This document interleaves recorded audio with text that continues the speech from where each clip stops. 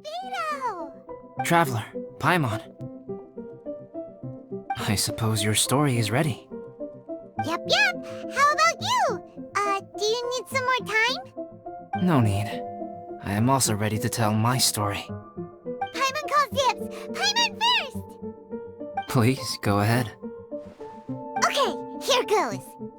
Once upon a time, there was an evil researcher who went into the mountains and did a crazy experiment on whopper flowers to transform their appearance. After a lot of pain and suffering, the whopper flowers finally took on a human form. Then they stood by the side of the mountain to wait for unsuspecting bypassers. To whoever spoke to them, they would ask some questions such as, "Who am I? Who are you?" If the bypasser got the wrong answer, the last sound they'd make would be a yelp before the whopper flower ate them alive in one bite. Ooh, truly frightening. What the? You two aren't scared at all! Don't go nitpicking, okay? If you didn't like the story, go write your own!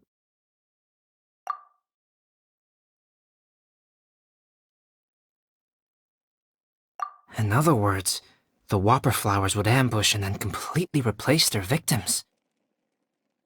And then what? Go back to where the person lives? Enter their home? Eat their whole family? Paimon made up this story, but now Paimon's the one who's scared by it. It's a good story. Oh, may I write it down? I may bring it up in future conversations.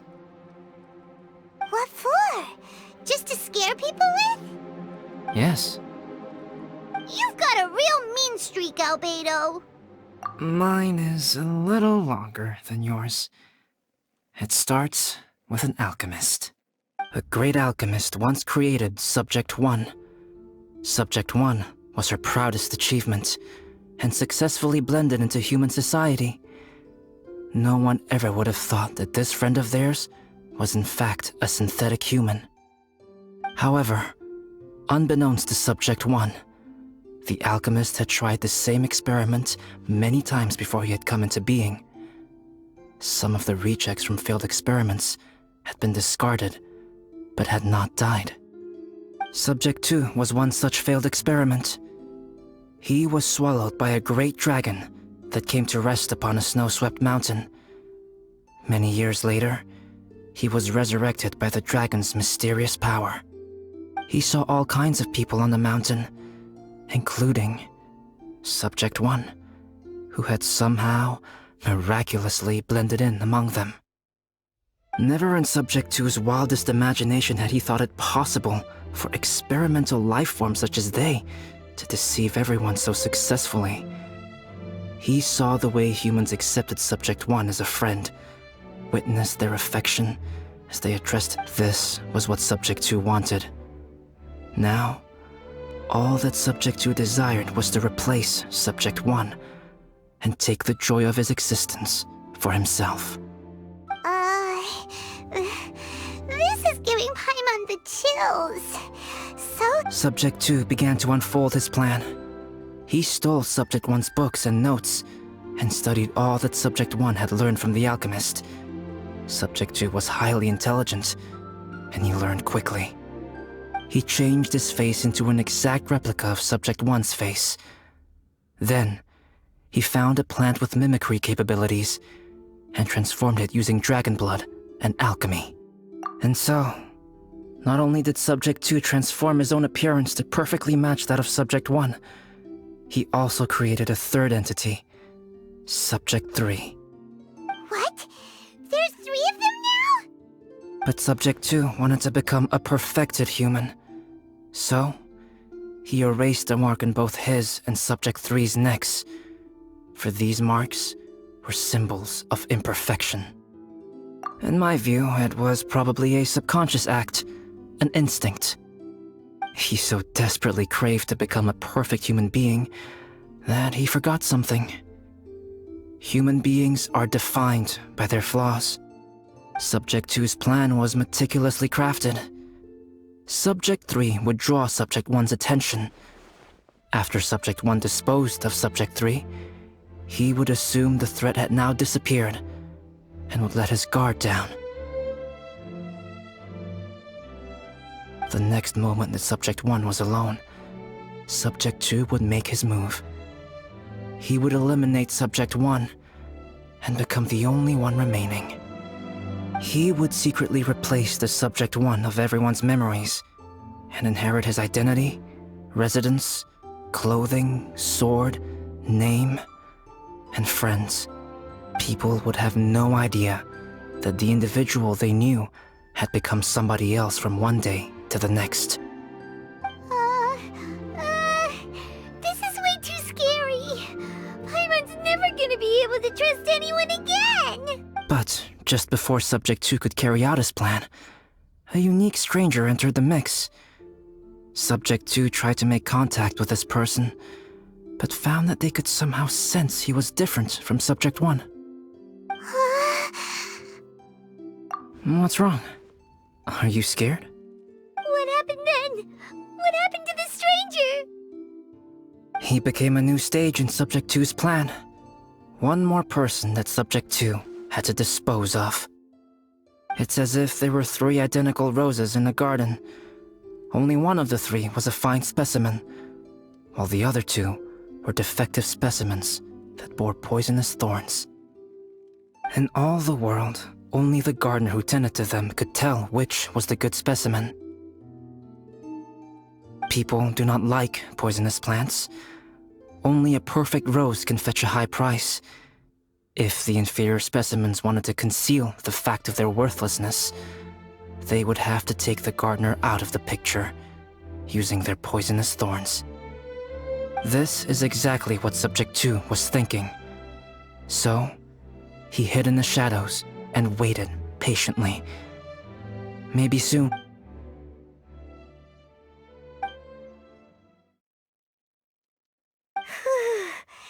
That was intense!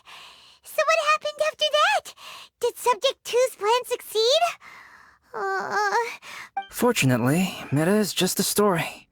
And even in this story, Subject 2 did not succeed. But monsters mutated with Durin's power and blood are also creatures of Rhine-daughter, just like me. You must beware of all such creatures. I'm glad to hear that. It's okay. I know what I am. You and I are both different, so there is no need for me to hide the truth from you. The only thing is that sometimes, as beings who set foot in this world, how arrogant are we in desiring to control our destiny and in desiring to create? Is creation an arrogant act, traveler?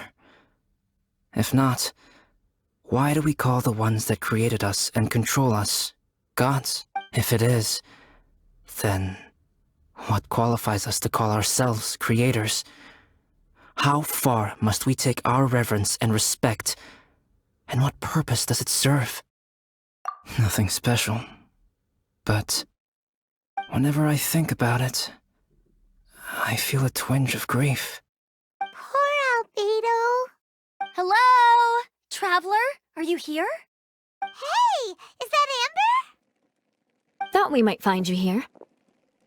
We're here to deliver a message from Cyrus. There's gonna be a big event down at the base camp, and they want you there too, Traveler. Winter camp is nearing its end.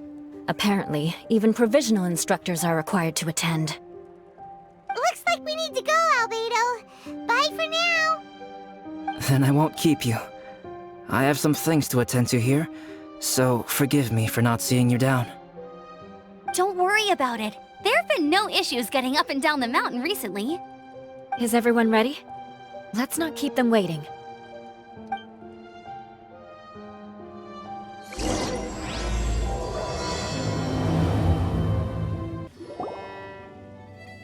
Huh? Who is this guy? Allow me to introduce Yozerf. He's Joel's father.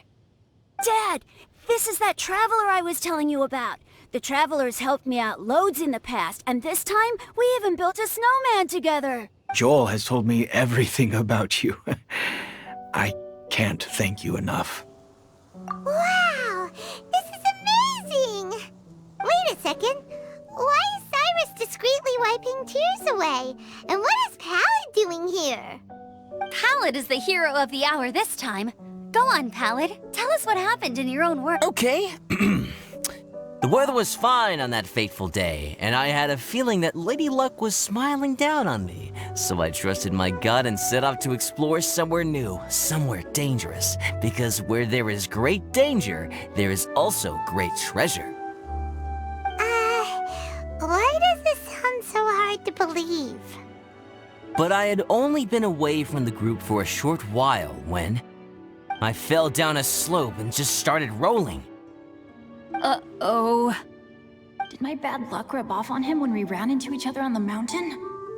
The place I fell to was somewhere I didn't recognize, and I'd sustained a few injuries. I remember thinking to myself, this is the worst luck I've ever had in my whole life. Then I met Yoserv. He'd heard the sound of me falling and came out to see what was going on. Huh? Wow! So it was completely by chance then! I thought he must have been someone from the Adventurers Guild here for the event, but after a few words of conversation, it was clear that he was having memory problems. He didn't even know his own name. The temperature was freezing, and there was no time to deal with all that there and then, so I convinced him to come back to the camp with me and figure everything else out after we got there. We got back to the camp, ran into Joel, and the moment he saw him, he froze for a second with this completely stunned expression on his face, and then he started crying out, "Dad! Dad!" That's when Yoserv suddenly started to remember. My memory has still not fully recovered, but Joel and his mother, they are the only ones that I will not know. Daddy. Daddy's right here, Joel. Daddy's right here. Yoserv, don't you remember anything else at all? The poor princess? Feeding the foxes?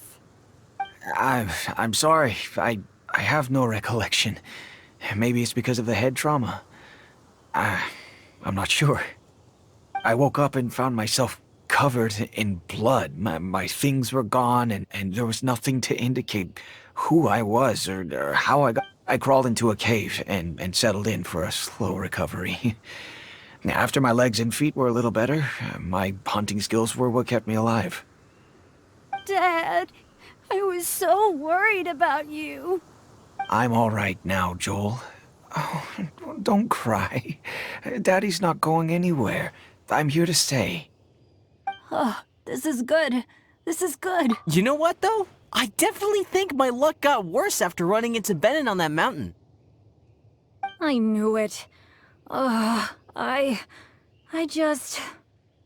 No. I just meant if it weren't for you, there's no way I ever would have run into Yoserv on a mountain this huge. Besides, we got back safely, didn't we? So don't blame yourself. Maybe sometimes miracles can only happen when you get just unlucky enough. Pallid. When did you become such a... Huh? Am I? I was just telling the truth. Oh, yeah. I want to say thank you to the Traveler, Uncle Cyrus, Auntie Eula, and Auntie Amber. You all helped look after me, and I will always remember it. But I guess I can't take the snowman with me, or it'll melt once it leaves Dragonspine. Oh, I can help with that. One moment. Huh? Eula?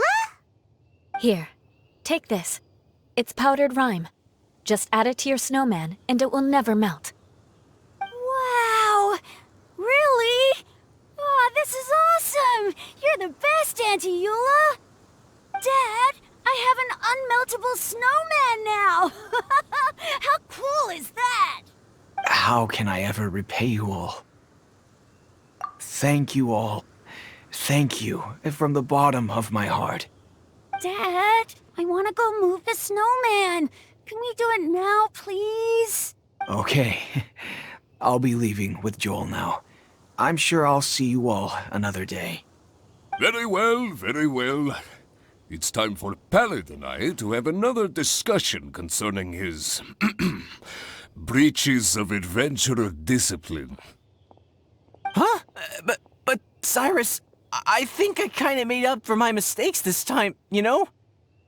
See you guys! Oh, I made this for you and Amber. Think of it as a winter souvenir. Aw, are you sure? This must be really important to you. Come on now, just take it. No need to make such a fuss. Wow! Now our snowman won't melt either! Great! You're welcome. Just keep it. That's all I ask. Amber and I have some business to attend to now. See you later.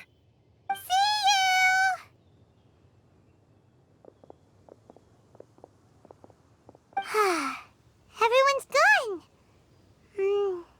Seems like they've all got their own stuff to do now. Oh! You know what? We've been on Dragonspine all this time, and somehow Paimon still forgot to ask Albedo about how to make a fruit juicifier machine that could keep the juice fresh. Maybe we should try Timaeus again. He does seem pretty eager to please after all.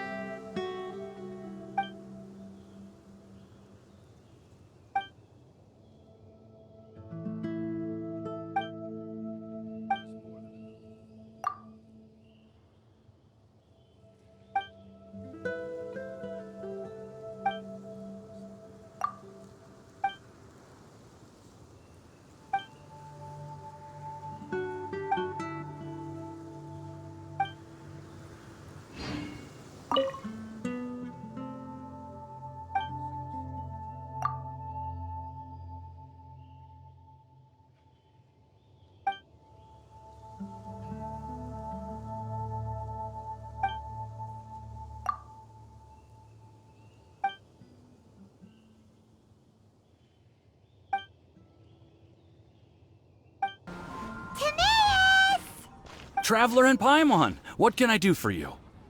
Wait a minute. You've got that mischievous look on your face.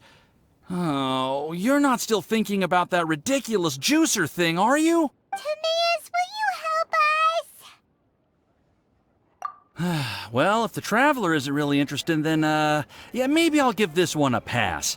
It's just the weirdest request ever. No, but Paimon's Sunsettias are gonna go to waste without it. And the time it would take me to research something like that, I could probably pick those Sunsettias again 10 times over. New research project, Timaeus? We meet again. Oh, Albedo, thank goodness. So the situation is, Paimon wants a machine that can turn fruit into juice and keep the juice fresh. I mean, surely it's... Majorly important, that's what it is. If you can manage to invent this, we'll never have to worry about fruit going bad ever again. That's impossible.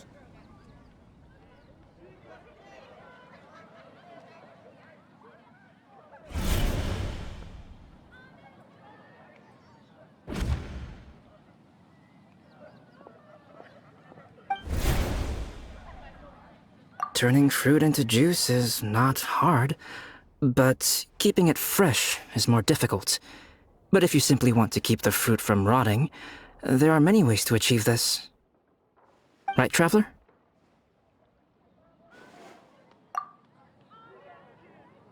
What about his neck? What's wrong? Is there something on my neck? From the look on your face, it's as if you thought I just played a practical joke on you that was in exceedingly poor taste. Albedo, you were saying, how do you stop fruit from going bad? Well, one way would be to bury your fruit on Dragonspine, where the snow never melts all year round. But then Paimon won't be able to eat them! You could always live on Dragonspine. No, too cold for Paimon. Or you can give the fruit to me, and I would take it to Dragonspine for you. But since you don't like the cold, you'd have to send someone else to pick them up when you want them. This is where you come in, Traveler. Suddenly sounds a lot more feasible with other people doing all the work. Fruit buried on dragonspine will stay fresh for much longer. However, it is also possible that the fruit will sprout and grow into fruit trees. Who knows? Maybe the next time you visit, it will have grown into an orchard. You can water the trees, add... No way! Then Paimon will have to be a gardener! That's not the goal here. Oh? Well, I don't think being a gardener is so bad.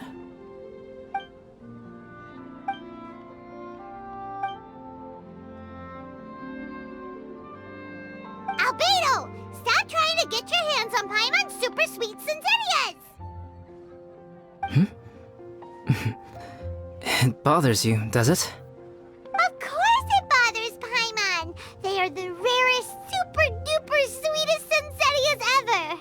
And they're not for you! Okay, but they're just Sensitias.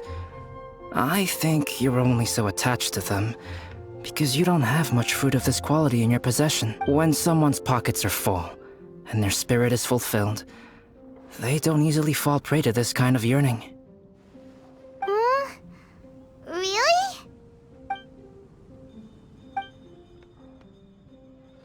Dragonspine is too cold for ordinary fruit trees to survive. If, one day, Dragonspine did become home to gardens and orchards, there would be more reasons for people to visit. Life may exist in all kinds of unfathomable forms, and in all manner of unthinkable environments. Mysterious, yet tenacious. Perhaps...